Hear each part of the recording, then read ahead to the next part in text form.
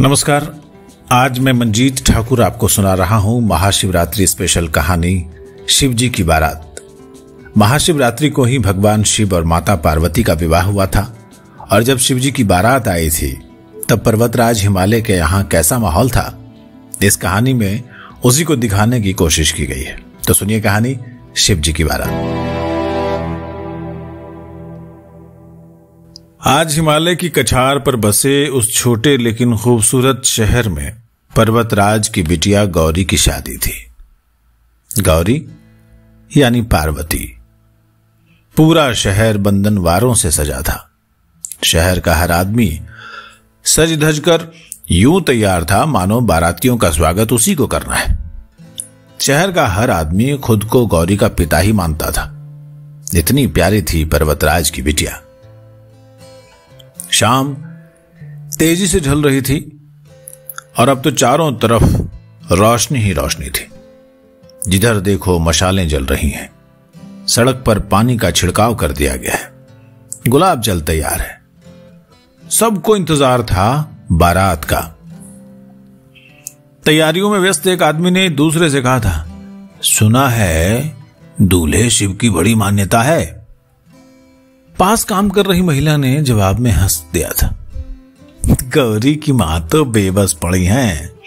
न मां को दूल्हा भाया न पिता पर्वतराज को। गौरी से दोगुनी उम्र होगी शिव की।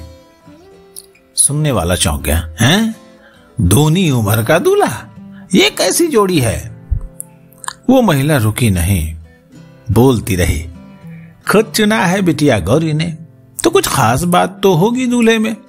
सुना है देवता, दानव, यक्ष, गंधर्व, राक्षस सब शिव की बात मानते हैं। सभी के पूज्य हैं शिव। उस आदमी ने पगड़ी ठीक करते हुए ठंडी सांस भरी। इतनी मान्यता है, कुछ खास तो होगा ही। चलो देखते हैं कैसे हैं दूल्हे शिव।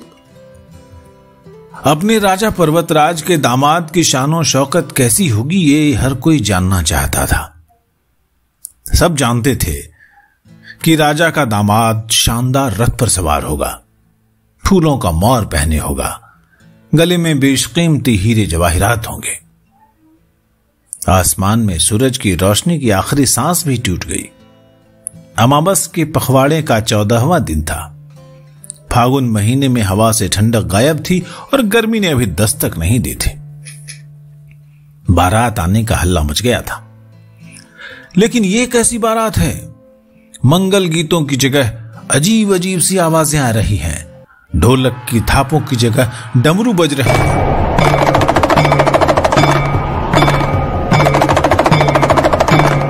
हू हा हुर हुर की आवाजें। सड़क किनारे खड़े एक आदमी ने दूसरे से कहा, ये बारात तो ठीक नहीं जान पड़ती। कितने असभ्य हैं ये लोग। असभ्य? तुमने नहीं सुना शिव के गण ये? बोलने वाला अचानक चुप हो गया। बारात ठीक उसके सामने से गुजर रही थी। एक भी सही आदमी नहीं दिखा बारात में। भूत, प्रेत, राक्षस, किन्नर, चुड़ैलें, किच्चिने, बैताल, ब्रह्म राक्षस। कोई दांत किटकिटाता हुआ, कोई शंख बजा रहा है, कोई दुंदुभी पीट रहा है। भूत प्रेत तो भूत प्रेत, बारात में जंगली जानवर भी थे। भालू, बंदर, बाघ, हिरन सब। गौरा तोर अंगना बड़ अजगुत देखल तोर अंगना। गौरा तोर अंगना एक दिस बाघ सिंह करे हुलना। दोसर बरद छह से हो बौना। गौरा तोर अंगना बड़ अजगुत देखल तोर अंगना। भीड़ में से कोई महिला गाना गा रही थी कि बड़ा अजीब सा तुम्हारी बारात देखी, जिसमें एक तरफ बाघ और सिंह घूम रहे हैं, एक बैल पर शिव सवार हैं, वो भी बैल भी बहुत छोटे कद का है। तो गौरा तुम्हारे आंगन में एक ऐसी बारात देखी हमने। और इस बारात में सबसे ज्यादा बज रहे थे डमरू। डिमिक डिमिक डम डिमिक डिमिक डम डिमिक डिम। हे ईश्वर, ये कैसी बारात है? उधर महल में बड़ी गहमा गहमी थी। बारात चौक तक पहुंच गई है। बारात महल के सामने के तिराहे से गुजर गई। ये लो, बारात महल के अहाते में घुस गई। गौरी की सखियों में से एक ने छेड़ा था, अरे बता तो सही दूल्हा कैसा है। वो सखी बेहद हैरत में थी। दूल्हा? मत पूछो दीदिया, पूरी देह में राख लपेट रखी है, गले में हार की जगह नाग लपेट रखा है, हाथों में त्रिशूल, बाल तो लगता है कब से नहीं धोए गए, जटाएं हो गई हैं और रथ की जगह बैल पर सवार है दूल्हे शिव, बैल पर। सखियां ठठाकर हंस पड़ी। इन सखियों को उम्मीद थी कि गौरी उदास हो जाएगी, लेकिन सजी धजी गौरी की आंखों में खुशियां दमक रही थी। कितनी तपस्या से पाया है उन्होंने इस अघोरी को। सिर्फ गौरी जानती हैं कि पिछले जन्म में जब वो सती रूप में जन्मी थी, अपने इसी पति को सम्मान दिलाने के लिए, इसी पति के सम्मान के लिए पिता दक्ष के यज्ञ कुंड में अपनी जान दे दी थी उन्होंने। शिव को जो नहीं जानता वो उनके रूप पर जाएगा, जो जानता है वो शिव के मन को पढ़ेगा। मेरे शंकर, मेरे भोले। गौरी का मन हो रहा था कि वो भी झरोखे में जाकर नंदी बैल पर सवार भोलेनाथ को देखे तो जरा कि बारात की क्या धज है। भैरव, वीरभद्र सभी गण होंगे साथ में। भीड़ में कोई महिला गा रही थी, शिव छथी लागल दुआरी गे बहिना, शिव छथी लागल दुआरी।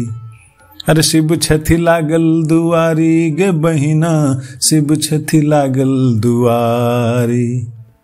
इंद्र चंद्र दिक्पाल वरुण सब चढ़ चढ़ निज असवारी गे बहिना, शिव छथी लागल दुआरी। इस गाने का मतलब था कि शिव जो है द्वार पे आ गए हैं बारात के साथ, और इंद्र हो या चंद्र हो या दशो दिक्पाल हो, वरुण हो, अरुण हो, सब अपने अपने वाहनों पर सवार उस बारात में शामिल हैं। शिव की बारात दरवाजे पर आ गई है। गौरी जानती थी कि शिव अघोरी हैं, शिव भोलेनाथ हैं। माथे पर चांद और जटाओं से निकलती गंगा, पूरी देह में मली हुई राख। पर्वतराज पिता जो थे गौरी के, शिव से उनके प्यार के बारे में सुनते ही भड़क गए थे। माता मैना ने माथा ठोंक लिया था। गौरी ने देखा शिव को बैठने के लिए सिंहासन दिया गया है। पर्वतराज ने शायद कलेजे पर पत्थर रख लिया है। भीड़ में से अब किसी महिला ने टहोका देता हुआ हल्का सा सुर छेड़ा। मैथिली में है, सुनिएगा। गौरी के मिल ले बुढ़बा सजनवा, बौरी वन में ना सजनमा, गौरी वन में ना फिरे शिव के करन मां, गौरी वन में ना। मतलब गौरी को बुढ़वा सजनवा यानी बूढ़े पति मिल गए हैं और उनकी वजह से गौरी वन वन भटक रही हैं। शिव के कारण गौरी वन वन में भटक रही हैं। गौरी जानती हैं शिव के साथ वन में, कंदराओं में, गुफाओं में, हिमालय की बर्फीली चोटियों पर उनको वो प्रेम मिलेगा जो शायद राजमहल वालों को भी नसीब ना हो। गौरी ने देखा पिता पर्वतराज ने शिव से अनुरोध किया, कृपया अपने वंश के बारे में कुछ बताइए। अपने गणों से घिरे शिव कहीं शून्य में देखते हुए चुपचाप बैठे रहे। वधू पक्ष के लोग बार बार उनसे ये सवाल पूछते रहे, क्योंकि कोई भी अपनी बेटी की शादी ऐसे आदमी से तो नहीं करना चाहेगा जिसके खानदान का अता पता न हो। शादी के लिए शुभ मुहूर्त तेजी से निकला जा रहा था, मगर शिव मौन रहे। समाज के लोग, कुलीन, राजा महाराजा और पंडित शिव की ओर देखने लगे और तुरंत फुसफुसाहट शुरू हो गई। इनका वंश क्या है? ये बोल क्यों नहीं रहे? बारात में आए नारद मुनि ने इशारे से बात समझानी चाहिए, लेकिन मां मैना ने उन्हें रोक दिया। देवर्षि, आपकी ही बात सुनकर मेरी बिटिया ने शिव को अपना दूल्हा मान लिया था, आप कुछ मत बोलिए। वहां सन्नाटा खिंच गया। बात करीब 16-17 साल पहले की है। तब पर्वतराज की बेटी कोई 6 साल की रही होंगी। घूमते फिरते देवर्षि नारद हिमालय के इस राज्य में पहुंच गए थे। देवर्षि तो थे त्रिकालदर्शी, इतिहास और भविष्य सब जानने वाले, उनसे क्या छिपा था भला। गौरी को देखते ही पहचान गए कि अरे ये तो माता सती हैं। नारद के मुंह से निकल पड़ा था, दाहिन भय विधि सुगम सब, सुनी तजहू चित चिंता नई, बरु प्रथम बिरवा विरची विरचियो मंगला मंगलमयी। यानी तुम्हारे लिए दूल्हा तो ब्रह्मा जी ने पहले ही तय कर रखा है। और बोलते बोलते नारद जी मुस्कुरा उठे थे। हाँ, ये बात और है कि दूल्हा थोड़ा बावला है। राजा हिमालय के माथे पर बल पड़ गए थे। ये दोष कैसे खत्म होगा बिटिया के भाग्य से? नारद ने कहा, बस भगवान शिव की आराधना करने कहिए, फल जरूर मिलेगा। वक्त के साथ नारद की कही बात पर्वतराज हिमालय भूल गए, लेकिन गौरी नहीं भूली। वो दिन था और आज का, हर रोज सुबह उठकर पहले बम भोले को याद करना, पूजा नहीं करना, प्रेम करना। गौरी अपनी सब सखियों से कहती, मेरे शिव पूजा के नहीं प्रेम के भूखे हैं। बताओ तो सही, कौन देवता है जो भांग धतूरे दूब और बेलपत्र से खुश हो जाता है? न चंदन का उबटन चाहिए, न प्रसाद में पकवान। ऐसे हैं मेरे शिव।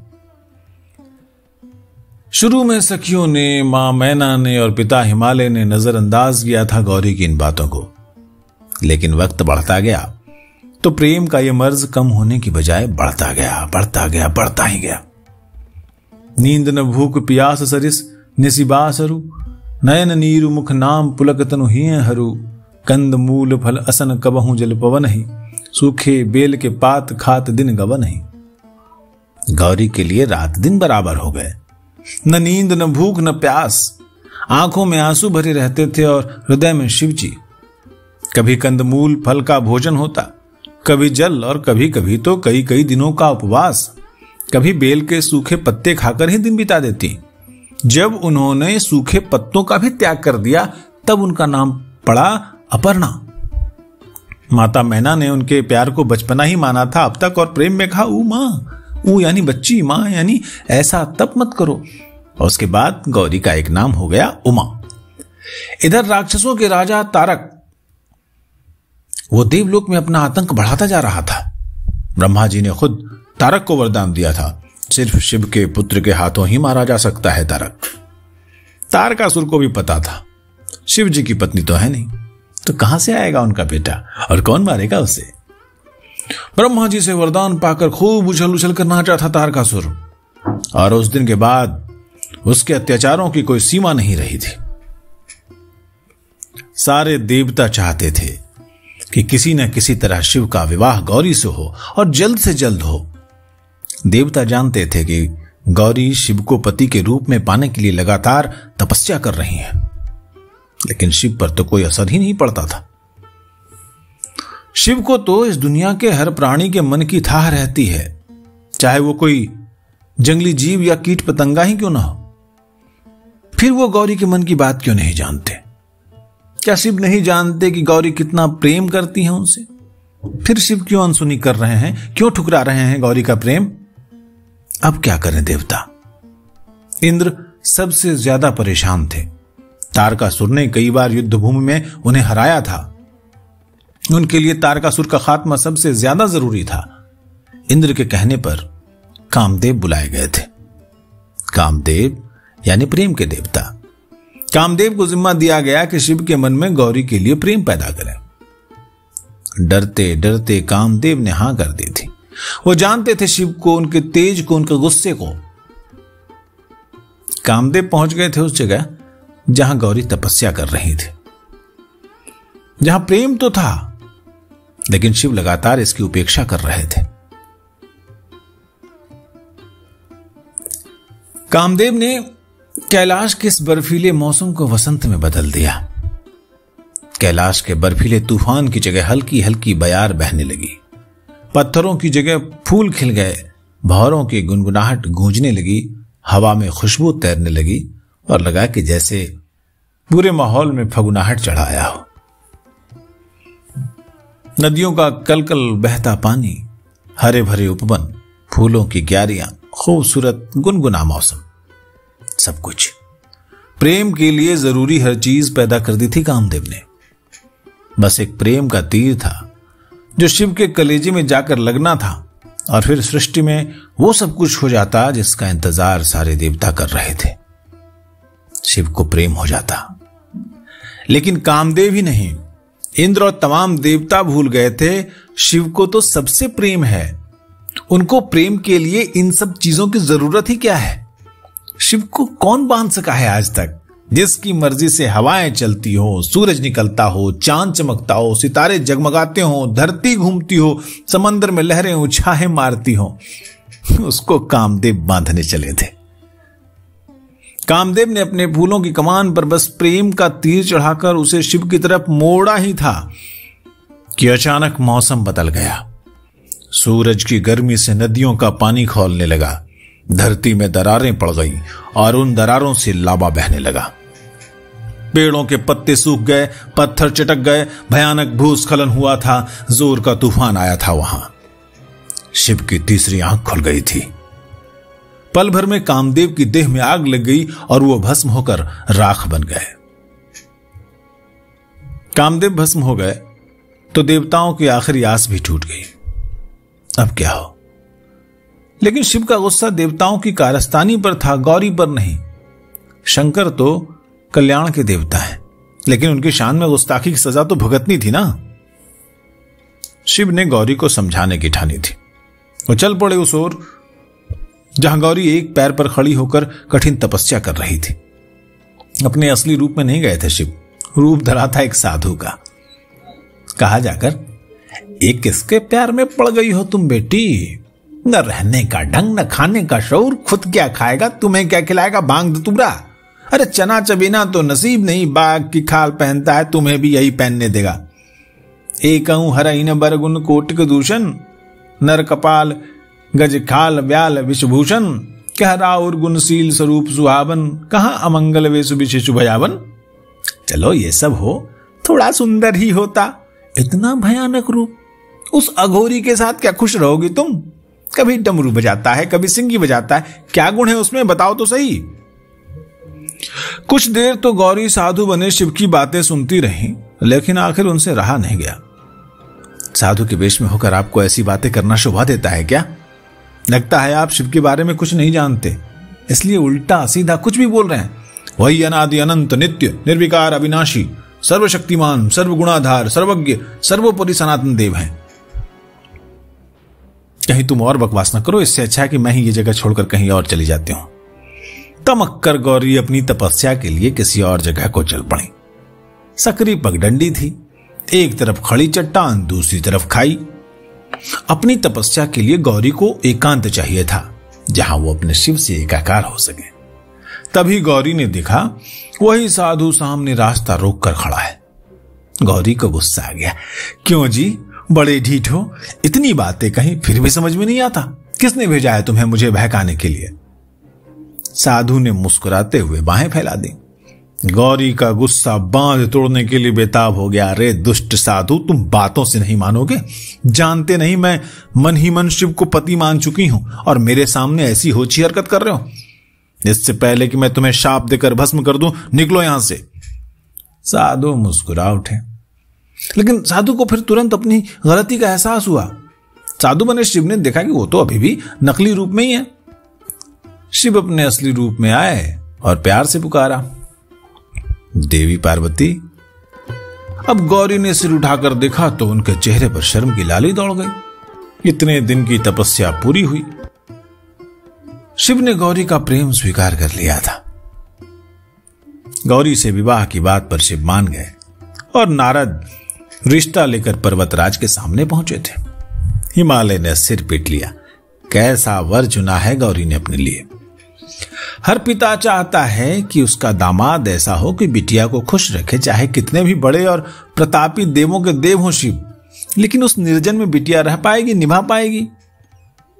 मन मारकर रिश्ता मंजूर कर लिया था पर्वतराज ने। और आज एक बार फिर बात उलझ गई थी। शिव बारात लेकर आए थे और वंश के बारे में बताने पर विवाह समारोह में सनसनी फैल गई थी। मां मैना नारद को दिख रही थी। वो इतनी देर से चुप थे। गौरी को शिव के दूल्हे के रूप में चुनने की आग किसी देवर्षि ने लगाई थी। मां मैना ने नारद को टहोका दिया, अब बोलते क्यों नहीं कुछ, बताइए ना पहुना के खानदान के बारे में। नारद उठ खड़े हुए तो सारी सभा का ध्यान उनकी तरफ गया। पर्वतराज, भगवान शिव के कोई माता पिता नहीं है, इनकी कोई विरासत नहीं है, इनका कोई गोत्र नहीं है, इनके पास अपने खुद के अलावा और कुछ नहीं है। पूरी सभा चकरा गई। पर्वतराज ने कहा, हम ऐसे लोगों को जानते हैं जो अपने माता या पिता के बारे में नहीं जानते। ऐसी स्थितियां दुर्भाग्यपूर्ण हो सकती है, मगर हर कोई किसी न किसी से जन्मा है। ऐसा कैसे हो सकता है कि किसी का कोई मां या पिता ही ना हो? नारद ने जवाब दिया, महादेव स्वयंभू हैं, इन्होंने खुद की रचना की है। इनका न कोई वंश है न परिवार, ये किसी परंपरा से ताल्लुक नहीं रखते और न ही इनके पास कोई राज्य है। इनका न तो कोई गोत्र है और न कोई नक्षत्र। ये इन सब चीजों से परे हैं। ये एक योगी हैं और इन्होंने सारे अस्तित्व को अपना एक हिस्सा बना लिया है। इनके लिए सिर्फ एक वंश है, ध्वनि। आदि शून्य प्रकृति जब अस्तित्व में आई तो अस्तित्व में आने वाली पहली चीज थी ध्वनि, और इनकी पहली अभिव्यक्ति एक ध्वनि के रूप में है और यह ध्वनि है ओम। नारद ने कहा ओम, और इसके साथ ही पूरी प्रकृति से आवाज आई ओम। हवा ने, नदियों ने, पेड़ों ने, समंदर ने, पत्थरों ने, चिड़ियों ने, तितलियों ने, सबने एक साथ दोहराया ओम। पर्वतराज समझ गए वक्त जयमाला कहां पहुंचा, लेकिन गौरी एक पल के लिए रुकी थी। जयमाला से ठीक पहले गौरी ने शिव के सामने अपनी हथेली खोल दी थी। उनकी हथेली में थोड़ी राख थी, कामदेव की देह की राख। शिव मुस्कुराए, तुम सच में देवी आद्या ही हो। शिव ने वो राख चुटकियों में उठाकर विवाह मंडप के नीचे डाल दिया। सबने देखा वहां एक अंकुर निकल आया था। फिर शिव ने सबको कहा, कामदेव की देह भले नष्ट कर दी हूं मैंने, लेकिन अब यह बिना शरीर जगत के हर जीव में मौजूद रहेगा प्रेम के रूप में, और इसका नाम होगा अनंग। गौरी ने अब शिव को और शिव ने गौरी को जयमाला पहनाई तो गणों ने जयघोष किया, हर हर महादेव।